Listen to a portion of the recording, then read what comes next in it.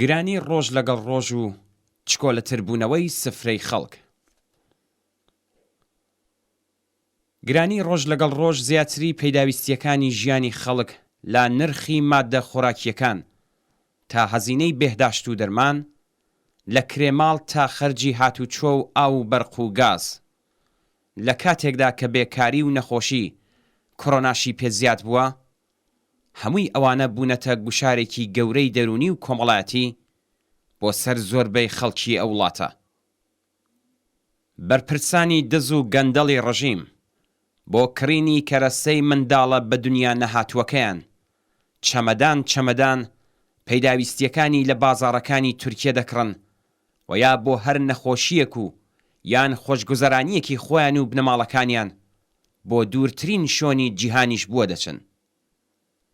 ئەوە لە کاتێکدایە کە خەڵکی بێبەش و زەحمەتکێش بێتوانە لە کڕینی جەمێک گۆشت و مریشک و ماسی و تەنانەت دابینکردنی نان و شیرەمەنیش بۆیان کەمەرشکێنە.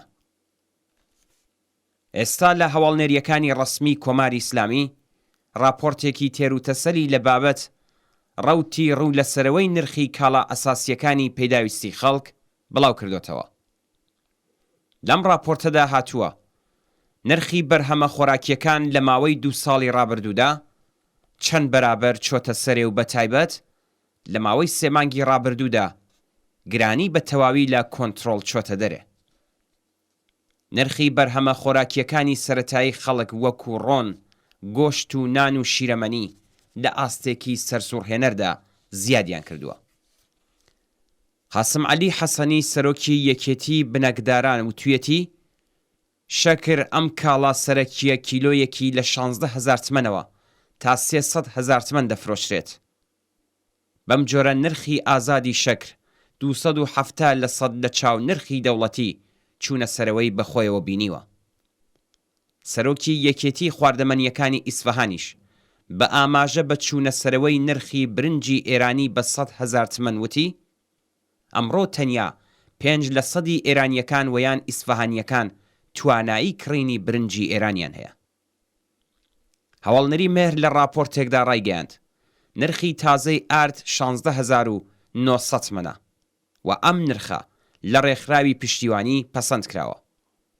بەپێی ئەم راپۆرتە بەهای ماکارۆنی بۆ بەکارهێنەران هەر کیلۆیەکی 37,000 تمەنە لە حاڵێکدا 3 مانگ لەوە پێش لە نێوان 13 تا 15,000 تمەن بووە. دەسەڵاتدارانی گەندەڵ و دەست بۆ پاساوی گرانی ڕۆژ لەگەڵ ڕۆژی پەیداویستیەکانی خەڵک ئاماژە بە بیانونگەلی جیهانی و ناوچەیی وەک نەخۆشی کۆڕۆنا و وشکە ساڵی دەکەن. ئەوان خۆیان لە باسکردنی سیاسەتی نادروست و ناکارناسە و ویان تێرۆریستی ڕژیم کە دەبێتە هۆی بەباداچوونی سامانی دەوڵەت دەدەستنەوە. ئەوان باس لە هەزینەی تێرۆریزم و شەڕەنگێزەکانیان لە دەرەوەی وڵات و خەرجی سەرکوتکردنی خەڵک لە ناوەوەی وڵات ناکەن.